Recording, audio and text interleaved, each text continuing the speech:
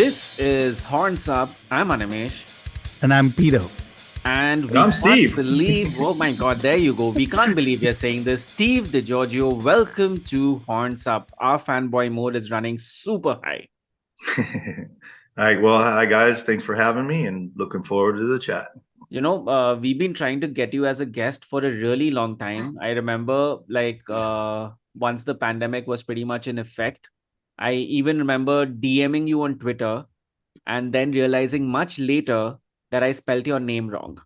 And you called me out on it as well because I think I got the I and the O in Giorgio mixed up. And damn, I was too embarrassed to reply. Hopefully, I'm forgiven. Yeah. Well, Yeah, I know what you mean. yeah, you got a lot of letters like me. I guess past 6 or 7 letters, it's going to happen eventually, right? Oh, okay. And I have to sneak this very bad joke in, but that's at the insistence of my wife, who I told, like, hey, I'm interviewing one of my heroes today. And she said, who is that? I told her it's Steve DiGiorgio. So she said, but does everyone call him Giorgio? How many times have you No. heard that joke? Giorgio? Oh, like just like the normal name, like Giorgio. Oh, okay. This is actually because of a Daft Punk song. Then you may enjoy this. Okay. Daft Punk has a song out called Giorgio by Moroder, which is based on the life of Giorgio Moroder. It's essentially like a sound clip or an interview clip of Giorgio set to music. And then the beat drops when he says, my name is Giovanni Giorgio, but everyone calls me Giorgio.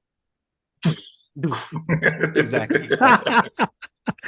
I can already picture the song in my head. I think we need a remix. We need to change it to Steve DiGiorgio or something. Exactly. My Do name a is Steve parody DiGiorgio. version. Yeah.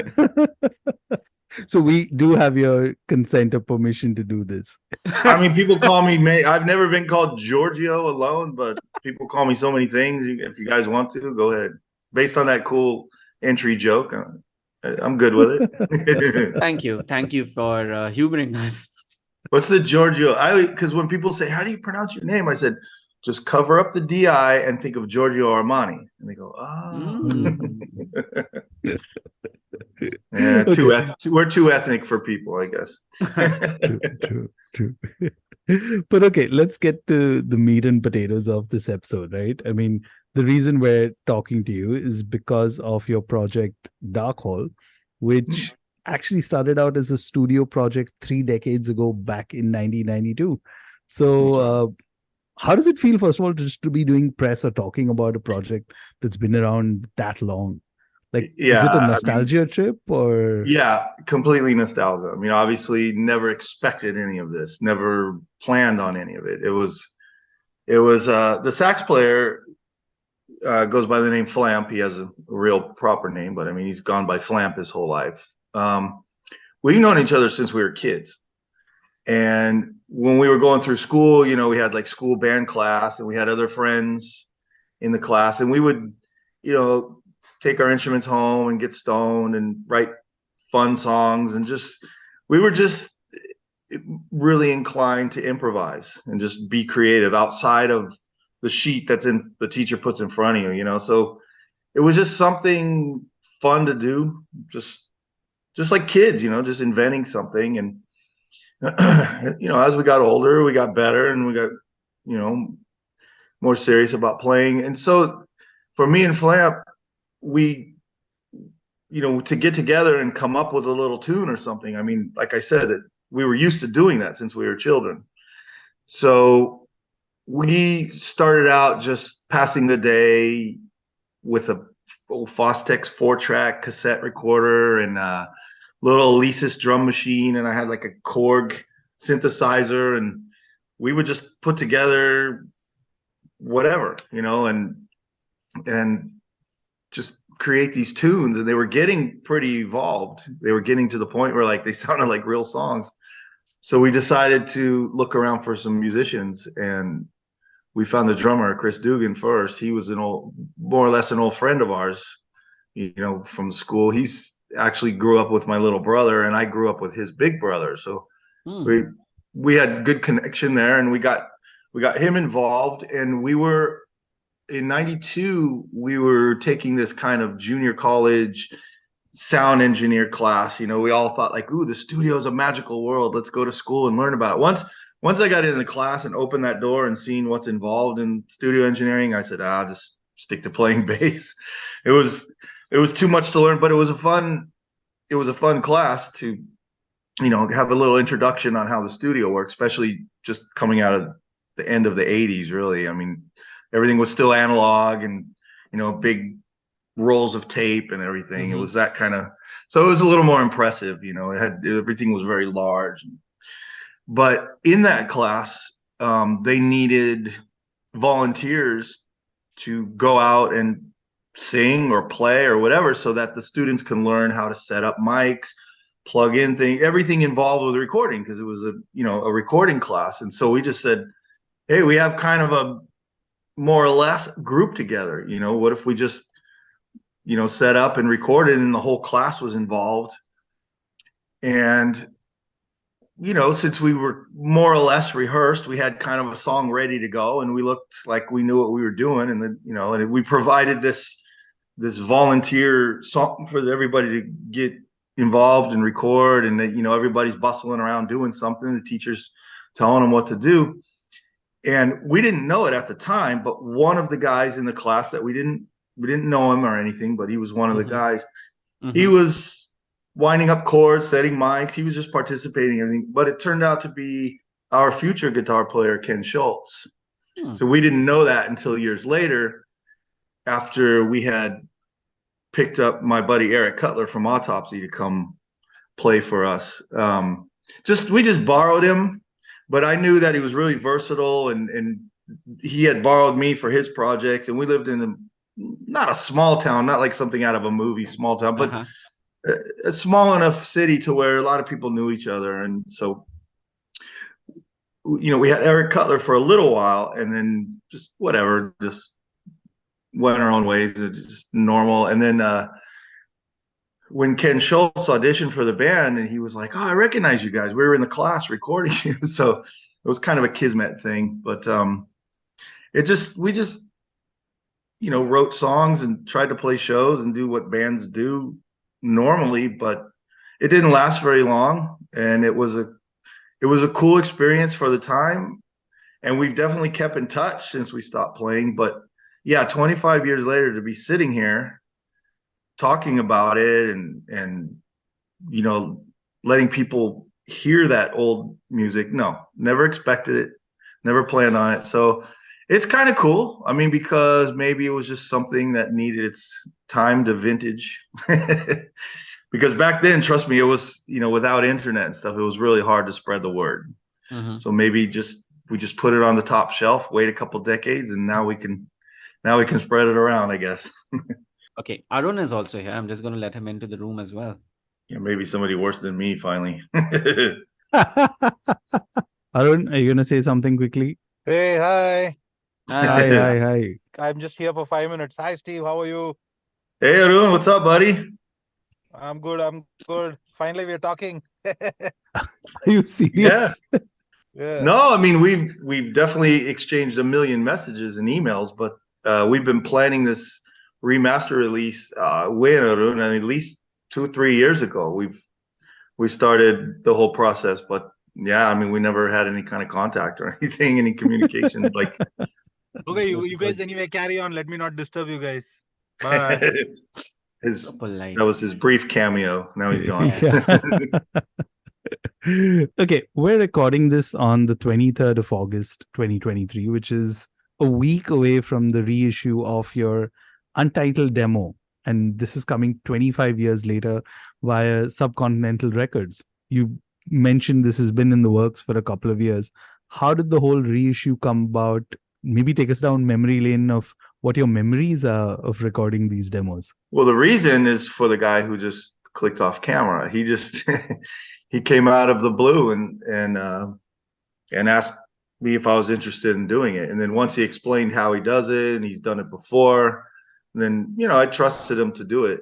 It looks like he does these kind of, you know, what do you call it? Like dusting off, you know, reissues for anything. I mean, I know it's kind of a more extreme metal based platform, but he's got some avant-garde stuff. And to me now, with everything being interconnected, it's not so important, that somebody who is around metal all the time handles something a little more progressive or jazzy. I mean, especially it's a little insulting to the fan base just to think like, oh, people only listen to metal, or people only, I mean, everybody's got a variety. And Yeah. so it wasn't really hard for me to mull it over. Once he explained his process and showed me his experience, it was easy. And I just thought, well, why not? I mean, the song material has been circulated around in different forms for years, but it's never had, even when we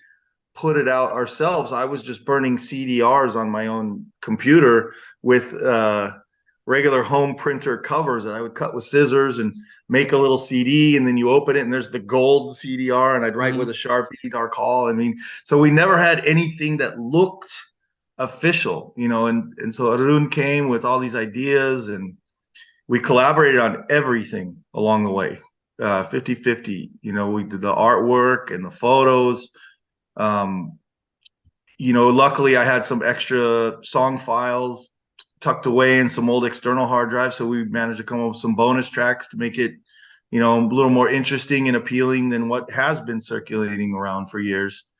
And yeah, and nothing was really set in stone. We kind of just went the way the wind blew. It was originally just supposed to be vinyl and very, very limited. So there was no pressure. It was just like, let's just make a small stack of vinyl, sell them to a few people, and that's it. And then it kind of grew. I think he increased the number of vinyl, and then he found, I guess it's the same company, or I don't know, but we ended up making CD digipack for it, and it looks amazing. And I had a friend of mine master it, a guy in Texas that I've known for years, and he did a really good job making something recorded so long ago sound crisp and fresh, so that everything is mastered together and has the same volume level, and it's the real deal. And then we just, as we're talking and developing it and working with this stuff, he found a place that made cassettes as well. So we have this very limited amount, but it's really cool. It's a very fitting item for this release because the whole idea is nostalgia and, this time travel thing. And so I have this cassette, and it's like just really old and like, back in the day kind of thing. So it was cool. So now the band has an official looking product. I could show you. Oh, it has a little blurry. It's still got cellophane, so the camera wants to focus on something different. All listeners, while Steve is actually showing us the booklet CD, right? We can see that. And of course, this is an audio podcast, so you can see it while you're hearing this. But you know what? Why don't you guys log on to subcontinentalrecords.bandcamp.com? You'll find the Dark Hall 2023 remastered there. It looks awesome. It's got 7 tracks. It includes a live song, and it also includes a song which has been re-recorded and remastered, and that actually that's available only as a digital exclusive, apparently. No? Sorry to interrupt. It actually has 6 tracks. It's got the 4 from the original 98 recording. It has 1 from a previous 94 recording, and it has a live track from 96. The thing you alluded to about the modern, the thing we did recently, was that's thought a of digital exclusive, right? Yeah, that was thought of. We thought of doing that way after everything was in production. So it was way after the fact to add it. So it's just going to be digital only because it's done. It's a video, and I think Arun has already put up the audio for it. Yep. But we did a full virtual reunion, and we replayed the song. It's a completely live. Well, it's studio live, but the video is really us playing our parts, and then we combined, kind of like how this Zoom thing looks. It's 4 individual shots combined in one video. And thank you actually for making me aware it's audio only podcast. I'm sitting here showing the CD like an idiot. Video is always better to have a better conversation. Yeah, no, Otherwise, you're most of right. our jokes would just come across as mean. Yeah, that's true. But audio podcast is probably appropriate because they always told me I have a face for radio. So Oh, don't We worry. do too. It's okay. Okay, so 4 songs from 1994. 4 songs from '98, which was From the 98, end, sorry. Yeah. which was the end of our kind of activity. That was basically the last thing we did. Um, yeah, and then we threw in a bonus track from a '94 recording, which was Yeah. done in a real studio and stuff. It's just the release part of it was just kind of old school tape trader level. Mm-hmm. That track has my buddy Eric from Autopsy that I mentioned. He's playing his wah pedal all very meager in the background, and there's nothing heavy about it. And then the live track from '96 is also with Ken on guitar. Ken has been the guitar player basically 90% of the band's existence, but I always, try to include something of Eric because, like I said, we go back far and he helped us out. But I mean, when I think of Dark Hall, when the four of us, I think of Ken as being our main guitar player. But yeah, so those songs and yeah, the live track's really cool. It's a medley, and there's a lot of improvisation going on, and there's a lot of everybody in the band takes a turn doing a solo, and it's good old fashioned, on the spot jazz, tearing it up. I think it's a pretty cool bonus track. There's a couple recognizable uh, melodies in there that people will pick out of something that they know. Do you remember what it was like recording some of this stuff? Like, what was it like, first of all, just listening back to it? I mean, especially because this is like such a different time when you think about it. Yeah, it is a very different time. When nowadays you have all these digital workstations and all these plugins and all these cool little gadgets you can use to make things sound, I don't know, what's the word, like real. Yeah. To make it sound, like like I guess emulate a studio basically. And back then that did not exist. Nobody even owned really good microphones. So when we would work on new stuff and perfect it, and it was time to document it, record it, you had to save your money and go to the studio, pack up and load in and everything, a professional studio, book your time and walk through the doors and look at the big monitors and all the cords wound up on the wall and everything. And so we took our little weird progressive quartet into a studio in Berkeley, California, and our drummer used a mixture of electronic drum pads and real drums. I think the snare drum was his real snare, and he used real acoustic cymbals. But I think the kick drum and the tom sounds were all these electric pads. So it was like this, Hybrid mix drum of old and new. Yeah, and it was cool because having the snare being real, he had an extra drum pad that would, be the snare in an electronic kit. He put it off to the side and, assigned a couple sound effects to it. So while we're playing, he was able to, get a little crazy. And, we always tried to overdub some kind of synthesizers or something to make it sound a little less raw than just, drums, bass, guitar, and sax. But it was cool. We managed to pull it off somehow, and we recorded, I think it was only 3 or 4 songs in that session. And it just went to cassette. My buddy Rob from Sadist he was always a really good artist, and he drew a cassette cover, and I dubbed a few on my home stereo and passed them out, but it didn't get around very much, and the band was really new, especially in '94. We didn't, we would show up to these bars that would have jam night, where they had a house band, and then you would bring your guitar or you just go up there and sing. It was kind of like, just playing covers for these guys drinking Corona beer or something, and we would go in there and put our name on the list, and they'd say, okay, instead of just a single name or a couple people that are mixing in with this house band, we would tell everybody, tell the whole house band we want the stage because we're a complete band. And they're like, what the hell is that? So we would just plop into these jam nights and just get up there and play a song or two. And, about 3 people would be like, Okay. we'd pack up and leave. And we're like, yeah, we had a gig. Let's celebrate and drink some beer.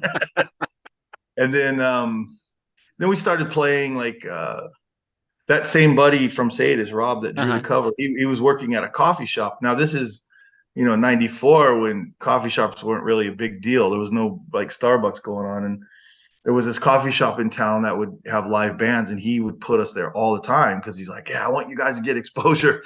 So we'd always play like 10 or 11 at night to people drinking coffee. It was very strange, but it gave us a chance to stand on a stage and perform in front of people. And, it was cool. And we would just bounce around and play whatever. And and then Eric left and we got Ken. And the creativity got a little higher, and then we found a manager, and we were getting booked on more proper gigs, like, clubs, and we would play with other bands. And then it started, for me, coming from Sadis and stuff and Death, the process seemed a little more normal, being support band and playing these clubs that actually sell tickets and all this kind of stuff. And it was cool to see the other guys, get the experience right then and there in front of my eyes. And we were really at the top of our game at this point, 96, 97. And so we took a break for some reason. I don't know, maybe I had a tour or something. But we hadn't really seen each other in a while. And just out of the blue, the drummer started, he's the one who did continue on learning about sound engineer, eventually built his own studio where we recorded after the Berkeley studio. And nowadays he works for Green Day, and he actually won a Grammy Award for some album they did a few years ago. So he really stuck with the sound engineering part. And he was responsible for organizing this new recording we did, that the digital only version. So he kind of organized it, made sure all our microphones were right and our cameras had the right setting, and then he mixed it together. And so he's always been the vital part of our sound, our drummer. And awesome. And so we had took that kind of break, almost a year from jamming or whatever. We said, hey, let's just set up and pick some songs that we can recall pretty easily and record. And I think we rehearsed the night before, and it was so freaking hot. It was unbelievable. It was just this part of the summer that was just so, it was unbearable. We went out, we played for about an hour, and we went outside to take a break, and the temperature outside was like 40 something. So we knew that inside where it was hotter, we were like, man, this has got to be inhuman levels. So we had this weird oven style rehearsal, and the next morning we got up and set up in Chris's studio and just went at it. We stood all near each other. We put the sax player in an isolation room so his mic would be, not contaminated, but the rest of us stood near each other and pushed record, and we did this live recording. We managed to put a couple overdubs on there, and maybe dropped in a couple mistakes, used the studio a little bit, but it's 90 something % live. And that's the bulk of the reissue. That's the 4 songs from 98 we did. And then once that was, like I said, I was just burning CDR copies on my computer. But once we did that, and no particular reason, I think just other calls in life, maybe somebody got a job, or we all grew up in the same town. And as we're getting older, one by one, everybody started moving out to a different town. Now, it wasn't a world away. We all still live at least a half hour from each other. So it's not a big deal, but it did kind of make it a little more difficult to get together every night with people living in different towns. So it's just that kind of thing about life where you just drift away. But like I said, we always kept in touch, we stayed friends. But it just so happened that after that recording in 98, we never really jammed again. There were some camping trips that partial lineup combinations would go on. Like there was a camping trip up in Oregon, up in the mountains, where me and Flamp and Ken brought our instruments and were playing in in the forest. And so, I mean, you know, we still had contact. We still had just kind of, you know, no purpose jams. But as far as Dark Hall activity, that was the last thing, all the way up until November or December of just this last year of 22, when Arun was saying, and it basically started out where he asked me to do a bass playthrough of one of the songs. And every time I imagined it, I don't know, it just didn't seem like it would be super interesting. You know, it maybe partially interesting, but just the bass part, I was just like, So I had this idea to ask the other guys to jump in and participate, and everybody was like, hell yeah, let's do it. So it became a band playthrough. And since we didn't want to sit there and pretend we're playing something from 25 years ago, I mean, our fingers would be off and we'd be like, what the hell? It was definitely not fresh. It was Chris's idea. He said, hey, to solve all those problems, just replay it. And then that way we have this recording, you know, this new version, and it's honestly live. The integrity's there. We played it. It took a while to build ourselves back up to speed to play it. It's a little bit of a tricky song, but I'm proud of the guys for pulling it off, and I'm happy we did it. It was a kind of a virtual reunion. It definitely stirred up the conversation. You know, we had much more contact going on, the four of us, and we're talking about this and that, and it was really cool. But yeah, what a gap. 98 to 23, you know, I mean, not many bands take a sabbatical that long, I guess. Okay, so I have to ask, years later, when you finally decide, okay, let's do this reissue, and you're re-listening to the songs, were you like, hey, is this going to hold up for today's times?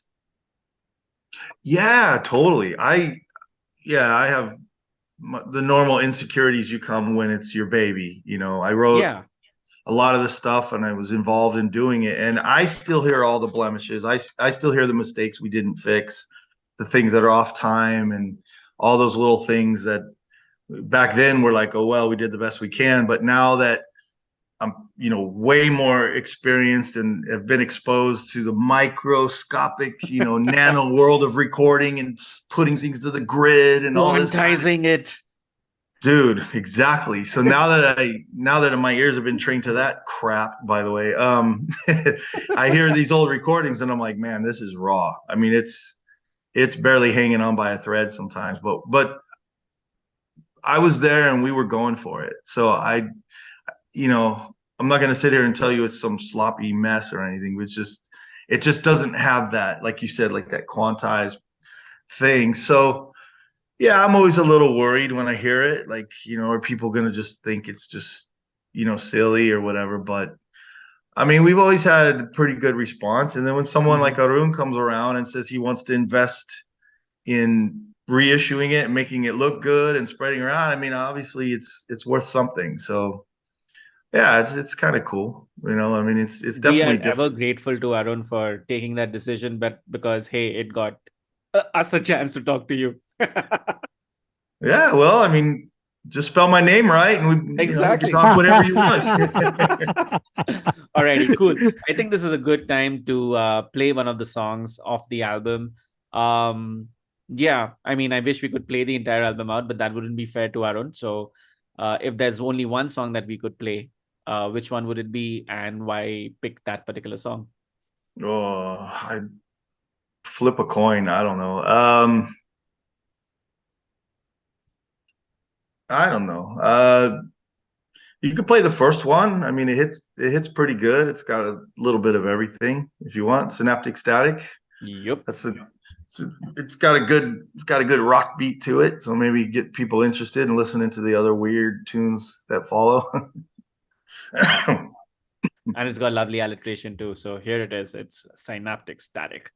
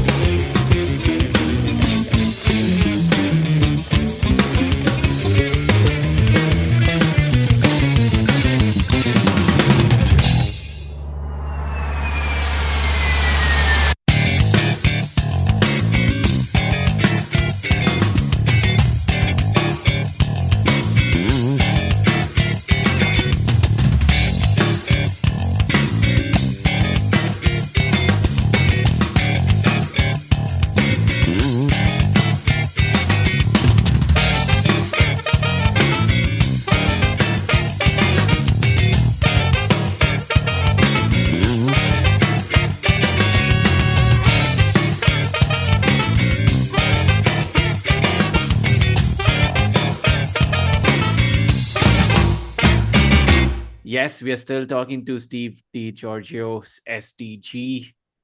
Steve, please allow us a chance to talk about some other topics apart from Dark Hall with you for No this problem. stretch of our time with you.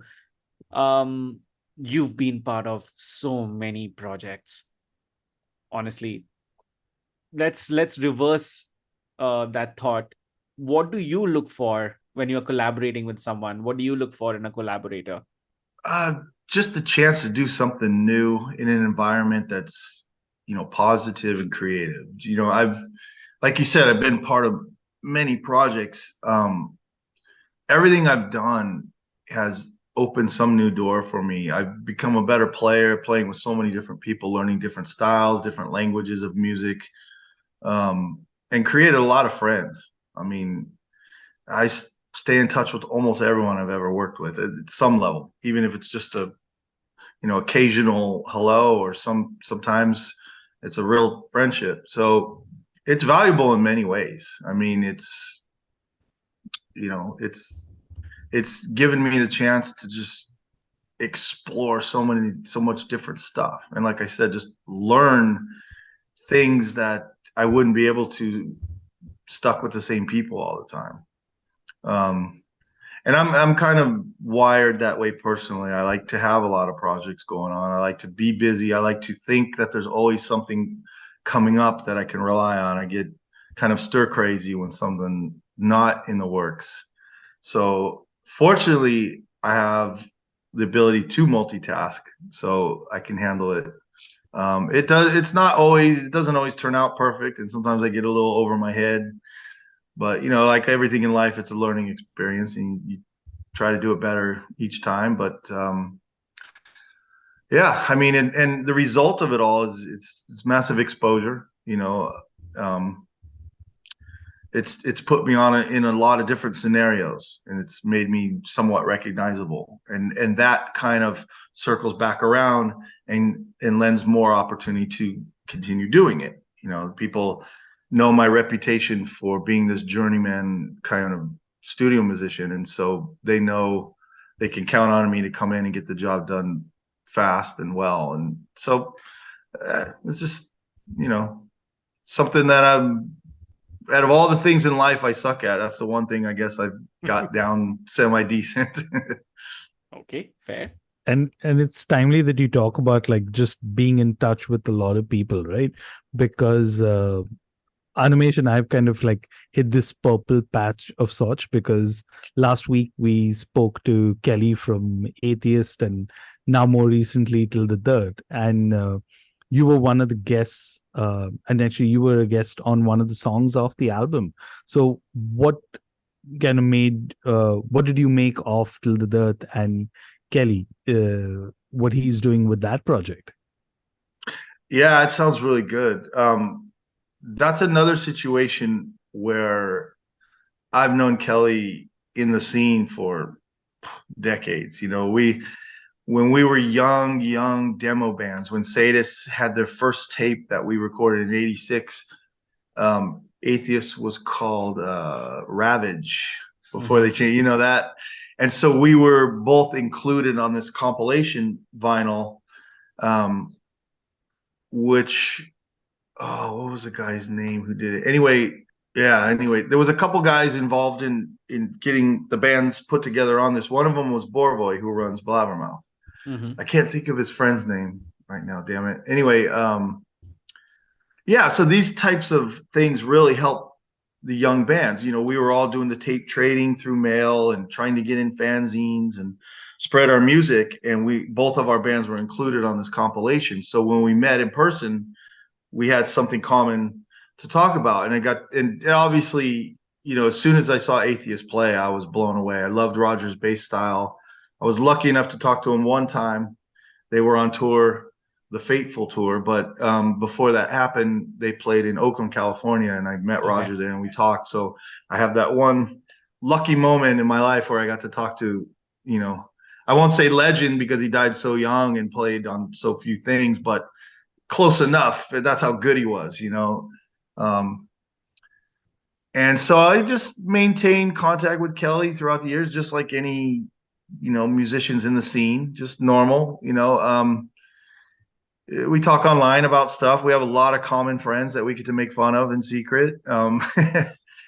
But he just out of the blue asked me if I would play bass on one of his new songs. He brought Scott Burns out of, I don't have to really go through the history if you interviewed him, but I was really tight friends with Scott Burns. Besides working on a few albums with him in Florida, we became kind of personally friends with each other. And so when Kelly told me, the guest song I'm playing on is being, produced by Scott, it was really cool. It was like this kind of nostalgic reunion type of thing. And yeah, that's about it. It was pretty simple. Just play on one of my songs, brother. And I said, hell yeah. A year or two later, I don't know, we actually did a fun off project where we covered an Alice in Chains song and did like it was audio only for a while, but then we said, if we really want this to get any attention, we should do a video. So then we went after the fact and recorded, everybody in the band recorded themselves playing the song, and that's been on YouTube for a while. I know I have the song on my own channel. I don't have like any kind of really huge YouTube channel, very low subscribers, but at least the couple things there in the Alice in Chains cover with me and Kelly is on there. And so, yeah, it's just kind of two old crusty guys that go back to the mid 80s thrash scene. And, I've always appreciated his vocal style. Back then music was, you were either a screamer or a growler, and Kelly was, Sadist had a very screamy vocal style as well as Atheist. So we had that kind of thing to relate to. And, obviously Atheist has always had very good bass players. Yep. So he's always kind of looked my way. And so we had that in common. And yeah, but like I said, being the same age and going through the scene for 40 years, it's kind of a uniting factor. Sweet. So you mentioned YouTube, and you've taken to social media and to YouTube over the last few years quite strongly. What have been your learnings from what you have to do to engage an audience over a screen? Man, I wish I knew how to do it How better. frustrating is it? Yeah, I don't know. Every newer wave of generation comes out and knows how to do that stuff better. I'm in the generation that's part of the transition. I'm from the time when none of this existed, but I'm definitely part of the time that it came to be. Mm-hmm. So there's no excuse for not knowing it. But on the other hand, yeah, I'm an old dinosaur. I don't know the best way. So it's a challenge. I watch these younger bands release a song, and within a couple of days they have thousands of views. And then I do the same with my project, and it takes months to get people to see it. And it's tough. And I know there's people out there that know how to do this stuff, and I wish they would get a hold of me and teach me, but it's tough, to try to spread your stuff. So, yeah, but it was tougher back in the 90s without the internet. And so now that someone like Arun comes around and, backs a project, I got some completely obscure project of mine with, saxophone and flute, finally it's hitting the internet. We're on Bandcamp. We're going to have a YouTube video. We're going to spread this whole project around. So maybe I'll learn something through this process. Yeah. And now that you've said it out loud, all you PR experts or YouTube experts, etc., here's your chance to work with SDG and teach him some new tricks. Yeah, I have a project with a friend of mine in Greece. The band's called Mythodia. He hired me to play on his first album in 2012, and like I mentioned earlier, sometimes I get brought into a project to play, and then a friendship develops, and that's what happened with me and Christos.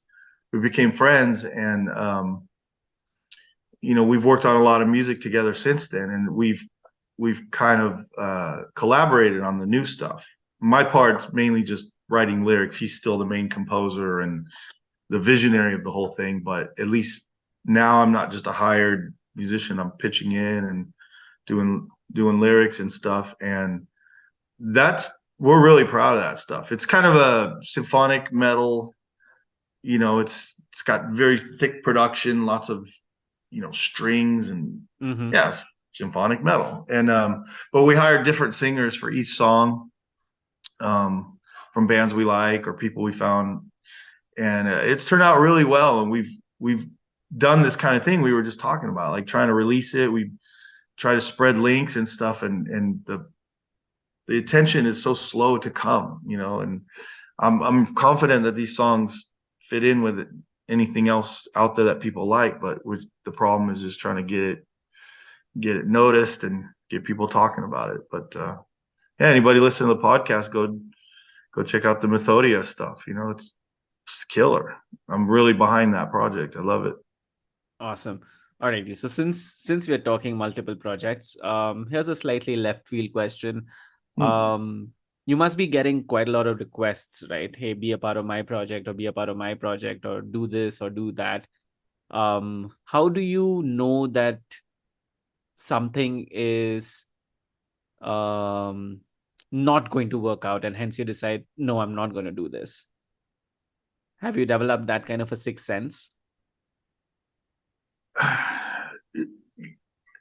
I'll say yes, but not giving myself credit for it. I think it's just happenstance. Okay.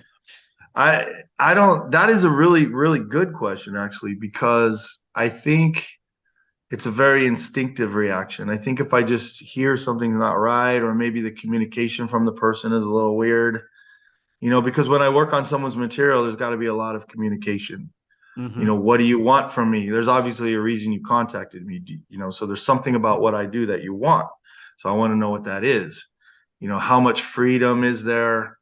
Not that I require freedom within all the time. Sometimes what the person has composed is perfect, and they just need me to play it and get it done. Sometimes having too much freedom is a little bit of a burden, because then it's too much of an open field, and I don't know what to do with it. But then again, sometimes, depending on the music, that freedom is super inspiring, because I hear just the ideas start exploding in my mind. And I guess I can only answer your question by saying, when I don't have those vibes, that's maybe when I don't pursue it. That's the only way I can really answer. Do I have a sixth sense? I guess it's just, if I have a lack of motivation or inspiration to work with this person for whatever reason, is the only reason I wouldn't do it. Fortunately, it hasn't happened very much. Uh-huh. I think that's due to what I kind of mentioned. It's like they contact me for a reason. It's like they've heard something I've played and they want that, or they want more of that, or they want something that they know I can deliver. And so for the most part, it fits well, because they kind of chose me. And so I can, a lot of times it makes sense. They're like, oh, we want you to do this. Okay, I know. The doctor to the rescue. Let's go. Let's fix it. But yeah, it hasn't happened very much, So I guess I'm lucky. Plus, I'm pretty easygoing. Like I said, as long as the person is cool to work with and the music is inspiring to me, I'll do it. I've done so many first albums. Hey, what are you working on? Oh, you wouldn't know it. You wouldn't know it. Why? Try me. Well, because it's their first album. Or a lot of times I'm working on musicians that are in known bands, but they're doing a solo project. They want to branch out from their main band and do this kind of thing they've had in their mind, and they want to hire musicians outside of their band. I've done a ton of those projects too. So a lot of solo artists. And so sometimes, their name isn't as big as the band they're from. So, I'm on a lot of obscure projects like that. But to me, that's not a requirement. Like I said, criteria is, if you're fucking cool and your music's awesome, I'll play on it. Anything from first albums or solo artists all the way up to recently Megadeth. I guess as long as the situation's right, Giorgio will be there. I'll put a big G on my shirt like Superman, fly in and give you some bass. That truly sounds awesome. And for what it's worth, when the new Megadeth released, we did a complete breakdown of each and every track, etc. and we were all pretty much very stoked that the new Megadeth sounded so bloody good. Cool. And That's good to We- hear. we- I mean, I must add, right? I mean, you talked about PR and getting a buzz. Just the fact that they just put your bass and that you were recording on the Megadeth album and that whole thing that, oh my God, who's the bassist? That just created entire Yeah. news, right? yeah, And the fact that that entire thing was revealed and all of that. I mean, that's classic PR It's- and all of that in there, right? Like they didn't It's even just- reveal it till the end. It's so funny how that happened because I was warned very sternly, keep this a secret. And I understand. I Yeah. know. Megadeth's in a very huge arena of the world, and so, I had to keep it to myself. It was very hard because, obviously a job like that, you want to tell everybody it's awesome, Mhm. but I had to keep quiet. And the pressure of keeping quiet was so crazy. And then right in the middle of a session, we were in between recording bass, like they wanted to do something. So I had a few minutes to set the bass down. And these rollers, they look like tubes or something. You put them on the ground Okay. and you lay and you Oh yeah. kind of Okay. Yeah. you Yeah, roll yeah, your yeah. back on them. Yeah, Got it. Because Yeah. you sit in a stool for 10 or 11 hours with a bass guitar, and you eventually your posture gets real There bad, you and go. your body gets so exactly, yeah, some kind of yoga, chiropractic helper Yeah. thing, and so during these breaks, and I told the guys, when I'm not playing, please don't think I'm kind of insane, but I would just walk circles around the room, do a lot of pacing. And I said, I've learned to get my ass up out of the chair and just move my legs and get the blood going because even though your mind's really working, you're doing, like I said, 10, 11, 12-hour recording sessions. I could even work up a sweat. It feels like you're active, but your body really is so stationary, and you pay for it later. And the older I get, the more it's evident. So, it's kind of like, oh yeah, I gotta just anything, just shake arms, legs, walk, just any kind of activity to get the blood going. I mean, they even tell you to do the same kind of stuff on a long airplane flight too. Yeah. So it's just as simple as that. So I told the guys, when you're looking, working on the computer or doing something in the session when I'm not recording, please, I'm going to go ahead and just do laps around the room and just keep the blood going. And they're like, yeah, no problem. So it was like one of these moments where I was laying on the ground, just stretching my back and rolling on this roller. And Dave's doing a cameo on his phone. It's somebody's birthday or something. He's like, "Hi, I'm in the studio now, and oh, this is our workstation, and here's the guy recording it." And then he walks by me, and I'm laying there. I'm like, "Oh my God, he's like on a recorded video," and I'm told to be invisible, silent, don't talk about it, nothing. And he's walking around with this camera. And he goes, and there's our mystery bass player hiding behind the chair. Clearly not hiding. I was already laying there just doing my thing.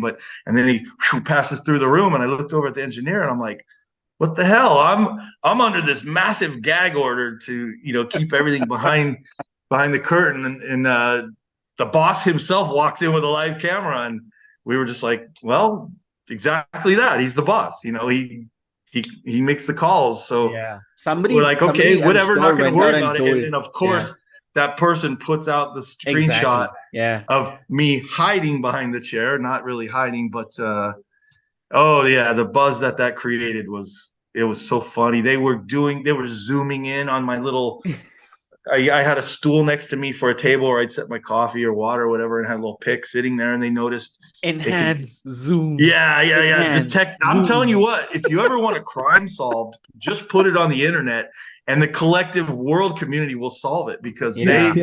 they totally Isn't guessed that- right. Isn't that show Don't Fuck with Cats? I mean, like, if I'm not mistaken, Animesh, didn't we exchange notes when that happened?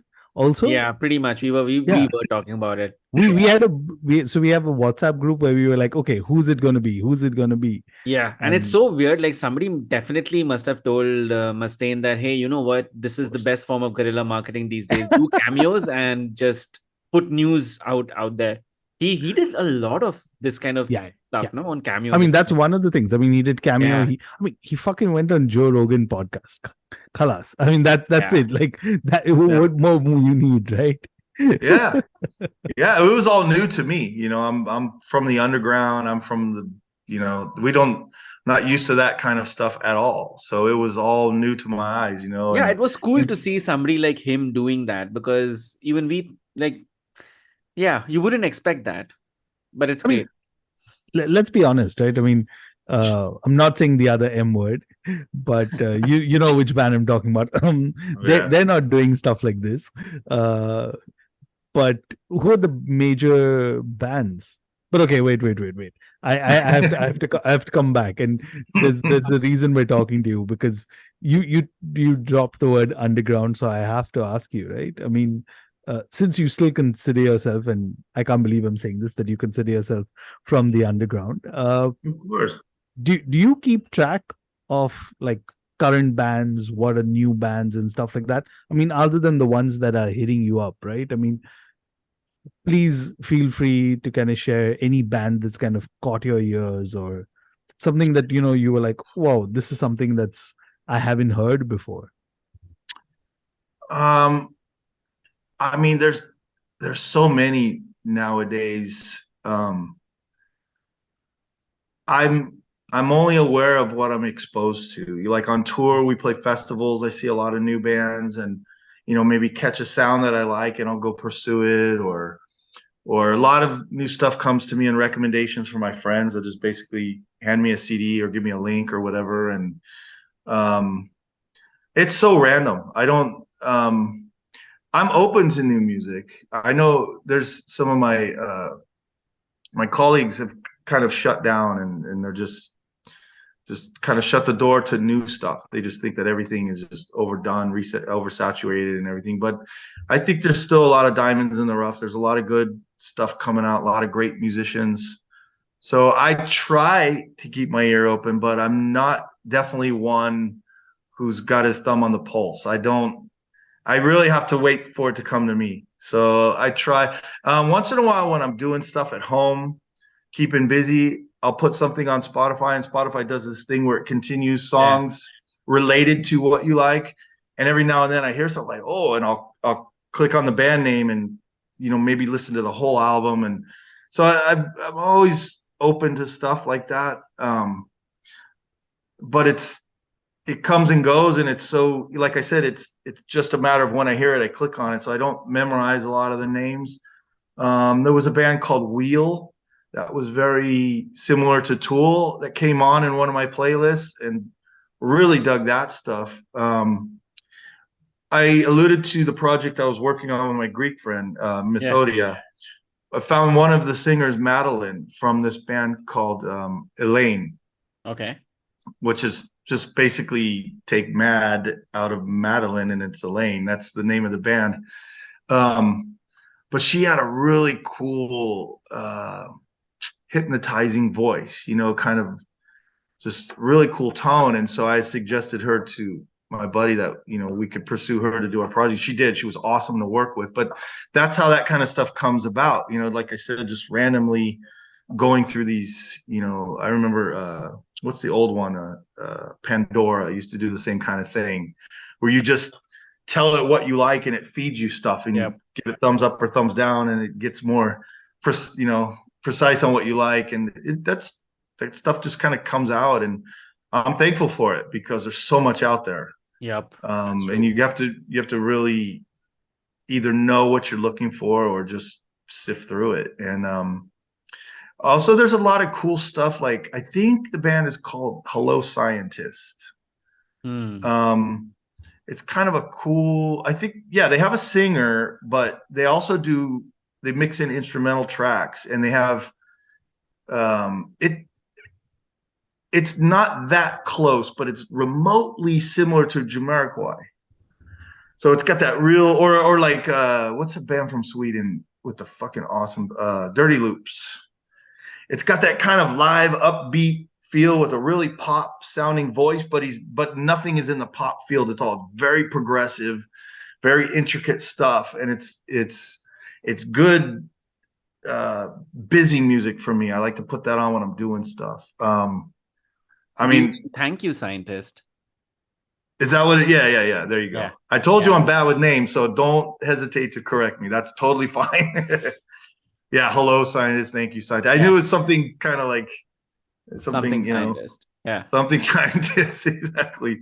But anyway, despite the laugh about their name, I mean, the music is amazing. I love that Awesome. stuff. The bass player from um, um, um, um, his name's Dan Briggs. What's the Between the uh, Buried and Me. yeah, I thought it simultaneous with you. Yeah. I love his side projects. He had a band called Trioscapes, which Yeah. was to me totally, you know, I had these fantasies of reuniting Dark Hall and calling up Trioscapes and say, hey, let's do a tour. You know, that's the closest thing I could find in the world that sounded like my side project from long ago. And I mean, I listened to those Trioscapes album over and over and over. It's been great. And then there's a more recent side project that he's done with some of the Haken members, Nova Collective. I'm good with a couple names, but yeah, this kind of stuff. So Super. these examples are all very random, and that's exactly how I do discover my new music. Just, you know, people steering me that way, or just, you know, random playlists come up or whatever. But Yeah. yeah, there's so much more, but I mean, it would be pretty boring just to keep rambling about that. But that's some good examples, and Yep. it's a That's good that's a good mix. good That's a good variety mix. of different stuff too. You Yep. know, very different from each other, and that shows my taste. I mean, I go all over the place. You know, I still listen to heavy stuff, of course, but and still listen to jazz fusion, like, you know, big productions, you know, symphonic metal, whatever. I mean, it's like, you know, you go to the weed shop, especially like here in Amsterdam, there's like 90,000 choices of weed. And I said, man, growing up, we had two kinds of weed. That's all that was available. It was good or bad. And those were the only choices you had. And that's how I choose my music. That's it. It's, to me, it doesn't matter if it's pop or progressive or underground or mainstream or metal or jazz, whatever. I have two kinds to my ear, good and bad. And if it's good, I like it, and it's as simple as that. So Awesome. yeah, Alrighty. So we've been talking now for around what 60, 65 minutes. already. Okay. Without kind of we don't want to overstay our welcome. So let's start winding this down. Just a That's couple of fine. Most of questions. it's my fault because you could tell I have very, very long-winded answers. That's okay. We're completely fine with that. Since you've been doing this for so long, do you see a change in the perceived role of the bass player today, especially when juxtaposed or set in the context of heavy metal or just metal music in general? Totally. And I'll even expand on that. I've seen the role change and change back. Okay. When I was young, we were inspired by the giants like, you know, Bob Daisley from Ozzy and Rainbow, Geezer Butler, Steve Harris, Chris Squire, Geddy Lee. You get the picture. Yep. Back then, in the music, bass was absolutely equally important. Yep. And right at the time that we grew into the scene, somebody changed the standard, Lars Ulrich, but I don't know who it was. And then bass became this. Wait, what? What? Did I? Nothing, Hello? nothing, Do I have nothing. signal? Do I have signal? Yeah. Something Nothing, dropped out there. nothing. I We don't know we what thought happened. we heard a name, but I'm pretty sure that's just Yeah. somebody. It Yeah. must have Yeah. been some RF interference. I don't Yeah. know what Yeah. happened. Yeah. Yeah. That's okay. I mean, seriously though, you bury one of the most iconic bass players in the world on your album. I mean, fortunately, he was allowed to let loose on stage, and fortunately, I was in the local area to see that many, many, many times, and it blew my mind that this gem, this amazing shining star, you try to go home and have the same experience, and it's like, where is he? What have they Yep. done? I mean, there's on the first album, there's a song that's a solo, but that's what I'm talking about. That's the only time they gave him his space was solo, or when you went to the show and stood over on That that side. side and watched that guy perform, and it was amazing. But yeah, so it not just him and not just that band, but that whole time period. Amps were getting stronger, guitars were being built better, speakers, everything. The whole technology chain was improving, so guitar players were getting very greedy with the frequencies. They were encompassing everything. They had this huge guitar sound. We're back where guitar always needed the bass guitar as support. That was becoming less and less necessary, in some people's opinion. So we watched a lot of bass players come to be by getting kicked off rhythm guitar and put on bass, or friend of the band, picking up the instrument just to go along for the ride. And I could tell you, you could find it eventually online. Tom Araya even said, I never wanted to play bass. In his band he was in briefly before Slayer, there's a picture of him just holding a mic stand. He just wanted to be a singer, but the Slayer guys were like, we don't want another guy, so unfortunately you play bass. And he's admitted time and time again that he just shows up to the studio to sing, and Jeff or Kerry would do the bass line on the album. And to him, it's no big deal. He doesn't care because that's the situation there. So I'm not criticizing them, but that was sending a signal. And the standard was changing and the scene was changing. And all those giants that I mentioned were no longer relevant because it seemed like bass was becoming a joke. It was pushed to the background. It wasn't taken seriously. There were a lot of players out there that were damaging their reputation because they couldn't play, and they were deserving to be pushed back or having their parts recorded for them. And that was very frustrating for me because, being so inspired by these awesome musicians, these bass players, I thought that was the way it was supposed to be. And I worked hard for what I could produce. And I just felt like these guys that were getting, pushed back and turned down on stage and laughed at and having their parts recorded, I thought they were being lazy and they were damaging the whole world of bass. And it really went on like that forever and ever. And there's a lot of it still going on, but I don't know what happened or when, but there was this revolution of this wave of these young bass players coming out. There's so many good players now, so many bands, from Obscura to, oh God, here I should avoid like being armed with this list of examples, right? And just leave it generic. But yeah, even the bass player for Ginger, here's a band that's reaching, pretty high levels of success.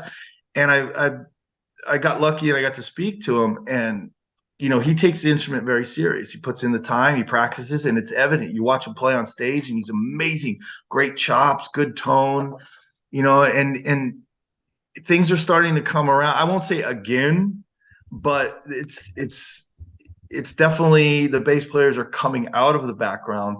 They're not getting pushed back. They're all recording their own parts, and they're taking it further. Bass is becoming this instrument that you can almost perform gymnastics. All these guys with this crazy tapping and the slaps and the just, it's stuff that's way beyond what I would ever hope to achieve. But it's very inspiring to see that. I love it. I'm glad that, my struggle through all this stuff is at least getting paid off to now. I can watch the younger generations stand on their own feet and basically, in the world of guitar dominant music, now bass is getting taken serious again. So it's quite pleasing. And I try to, gather up and watch a lot of these bass players play. There's Linus Klausenitzer. He played briefly in Obscura. He's one of the good ones. Hugo, can't pronounce his last name, but he's from Quebec, and he filled in for me for Gone in April. What's the name of his freaking band? See, I got to avoid these lists, but Dominic Forrest, awesome. Oh yeah. But I wanted to briefly use that as a preface to say why I'm here in Amsterdam, because Jeroen Paul Tesling is a bass player. He played on Spheres of Pestilence back in the early 90s.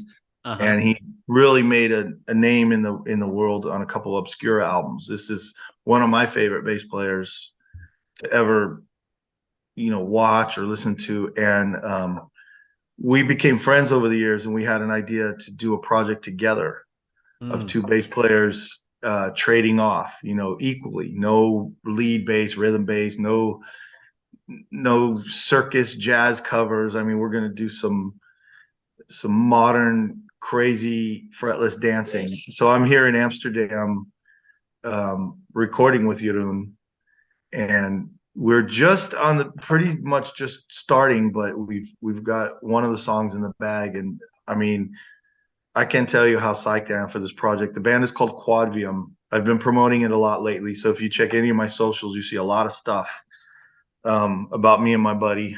Yeah, so it's a very not completely unique of bass players getting together, because it's been done here and there. There's a couple kids in Australia that have a great thing going, Omnific. So the idea of bass players coming together, being the predominant players, is not totally brand new, but our style of it and the way we're doing it is pretty unique in its own right. We're both fretless bass players, so there's a lot of microtonality going on, of course, and a lot of slides and expressive playing. But we found another gold nugget in the world. His name is Jennings Smith. He plays in a band called Myth of I. Okay. And he's a young guy, but he's got this old soul knowledge to him. His composition level is so high, and his mastery on guitar, bass, and programming and composing and everything is huge. We are so lucky to have this guy aboard. And so like I compared to Omnific having two bass players, that's all they have, and a drummer.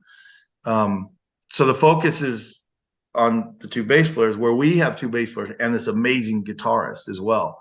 So we feel more like a group that features two bass players. So that's my new thing, and I wanted to get that plug in there. But I think it'll be worth it when you guys hear it, because it's amazing. It's I don't know, it's Blotted Science. What was Jarzombek's first thing called? Not Spastic Ink. What is the other one? Yeah, that one. Yeah, Spastic Ink. It's a mixture of that kind of craziness with cool melodies and thick harmonies and moody sections too. So it's not just total shred from start to finish, but there's some parts in there that are super difficult to play. I really got to up my game to keep up with these guys. But that's why I'm here. So we were talking about bass players, and now you got two of the old guard and two pretty well-known fretless players in metal getting together, making something together. And so awesome. Yeah, I'm gonna make people sick with my promotion of this stuff, because I'm really, really behind this stuff, man. It's great. It's something new. And I know, like we said, how do you get your stuff spread around, man? We're gonna need everybody's help, because because instrumental music, I know, only appeals to a certain percentage anyway. So we don't have any kind of illusion of this band or anything. We know it's acquired taste, select taste, whatever. But people who are inclined towards that, towards musician music, they're gonna love it, because it's got a lot to offer. Lovely. So I hope you guys look for that, and maybe we could revisit when it comes out. Oh, Probably definitely gonna take you up on that. Early next year. No doubt Yeah, about it. Cool. That'd be great. Awesome. Thank you for that. A lot of homework for us there, but that's good. That's good. Love it. Okay. Final question, Steve, for today. Okay. All right. Here we go. 40 albums, 30 years of touring the world. What's left on the bucket list?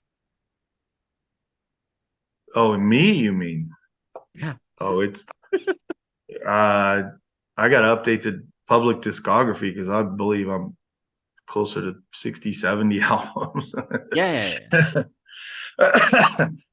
But no, I know what you mean. Pretty big body of work. A lot of years in the scene, a lot of touring, a lot of stuff. Is there a bucket list? Not really. Nothing major like a bucket list. I would just say that I have an ongoing desire to just keep being open-minded and creative. And so bucket list, not really, no. I mean, my bucket list went away when a lot of these guys left the world. Like I really wanted to try out for Dio's band. I wanted to be a bass player for Dio no matter what it took. Well, obviously that's not going to happen and stuff like that.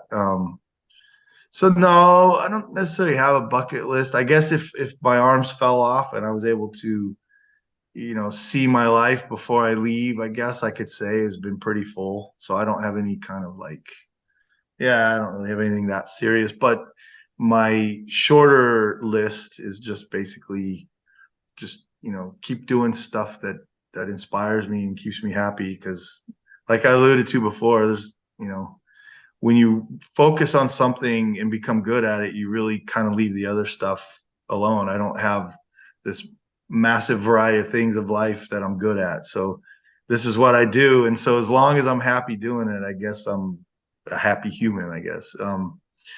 My buddies in Testament keep me employed. I've been through thick and thin with those guys. There was a cancer, there was a broken leg, there was marriages, divorces, babies being born. I mean, we really have grown close to each other, and they keep me aboard, as weird as I am, and all this stuff I bring to their little Testament world. They've been very accepting and very supportive of me. So always appreciative of those guys, and that keeps me on a big stage. It keeps me exposed, and it's given me the keys to a lot of doors that unlock so many things in my musical life. Chuck's 61 now, and he's still singing like a ferocious bear. So we're lucky, like you said, you guys talk to him, what kind of guy he is. He's a big personality. So I'm glad that, he's been through all his health problems and come out victorious, and he's still singing and crushing.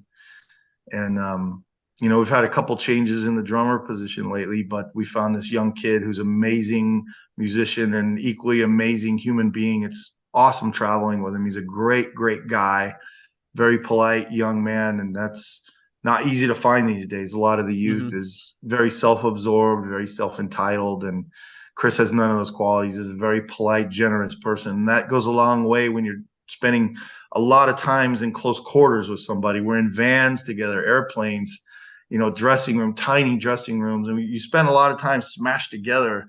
And when you have someone that's really aware and conscientious like him, it's refreshing. And then of course on stage, I mean, he crushes it. He's an amazing drum talent. Obviously being so young, he's unknown because he just doesn't have the life that a lot of us, like Lombardo was in the band for a year, and then Gene Hogan was there for so long, and those guys are stars and legends in their own right. And then we get this kid who plays just as good as them, but people don't know him because he just hasn't gone down that road yet. So I think Testament's going to do the same thing for him, just unlock a lot of doors and put him on a big screen for the world to see, and we'll see what his future turns out to be. But from my position, they've done nothing but good for me, and I wish the best for it, to continue doing it. And that's not bucket list, but just hopeful. Just keep going, my Testament guys, and doing these cool side projects. And that's about all I got in life. Keep it simple and maybe keep stress free. And maybe release some 25-year-old jazz fusion crappy underground project of mine and promote it with a couple of Indian clowns. So Thank you. Absolutely. I mean that with full respect, because I'm one of them too. I belong in your club. We're all clowns together, so no disrespect. None It's all taken, good. none taken whatsoever. Privileged to be called a clown. No, it hit me when I said it. Sometimes people use that derogatory, but I'm speaking from the same level as you guys. I can tell you like to joke around, and I love to joke around. I tried to stay as serious as I could for this interview, otherwise it would go pretty crazy. Well, considering the way we started off on the note we started off, absolutely, I don't that think would have been. Yeah. Oh my God, can't believe. I honestly, once again, thank you so much for taking out the time and chatting with us. This has been an absolute treat for us. Certainly made my day. Yeah. Cool. Right, Peter? Made your day. Of course. He's speechless. Made his day so much he has nothing to say. Exactly. He's got the fancy microphone and he doesn't use it. No, but guys, I mean, equally from me too. Much honored to be with you. And what whatever this amounts to in spreading the word, big thanks from me. It's a big help from me and obviously Arun, the invisible one, to put out the word of this re-release of my old jazz project, or whatever you call it, instrumental pile of garbage. No, but no, seriously, thank you guys for the interest and the time and the support. Appreciate your time as well. Once again, to those of you still listening, it's subcontinentalrecords.bandcamp.com. You'll find the Dark Hall 2023 remastered there. So go on, have a listen, then come back and listen to this podcast once again to actually hear about those nuances that we just talked about, right? And once you've done that, you can tell us whether you enjoyed the music, whether you enjoyed this chat. Should we have SDG back on the podcast? Nah, too long. We got to do part 1, part 2 next time. For those kind of easy to answer questions, reach out to us, honsapod.com, or on Twitter at honsapod. I'm at Asmani on Twitter. X. I'm at whatever the fuck we call it. I don't know. Does Elon give a fuck? Yeah, It should be. give a fuck. He's at So, Trent Crusher. Yeah. Fucking, I can't believe this. Steve DiGiorgio. Fucking. Oh, misspelling, now Almost. mispronouncing. Almost. Points up. On top, guys. Yeah.